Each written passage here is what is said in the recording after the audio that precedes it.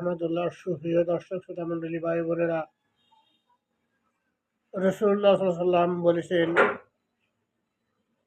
কোনো মুসলিম ব্যক্তি মানসিক বা শারীরিক কষ্ট পেলে, কোনো শোক বা দুঃখ পেলে অথবা চিন্তাগ্রস্ত হলে সে যদি ধৈর্য ধারণ করে, তাহলে আল্লাহ প্রতিদিন তার সকল গুনাহ মাফ করে দেবেন।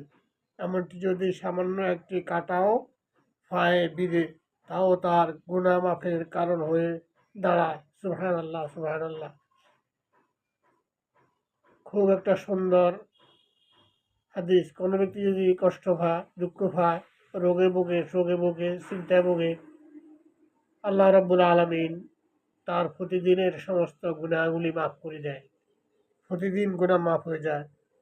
যদি ছোট্ট একটা কাঁটাও তার পায়ে বিঁধে, তাও তার গুনাহ মাফ হয়ে যায়। আল্লাহ আমাদেরকে সুখে দুঃখে, রোগে শোকে, চিন্তা কষ্টে আল্লাহর উপর অবিচল বিশ্বাস, ধৈর্য ধারণ করার আল্লাহ আমাদেরকে তৌফিক দান করুন। আমিন। আসসালামু আলাইকুম ওয়া রাহমাতুল্লাহ।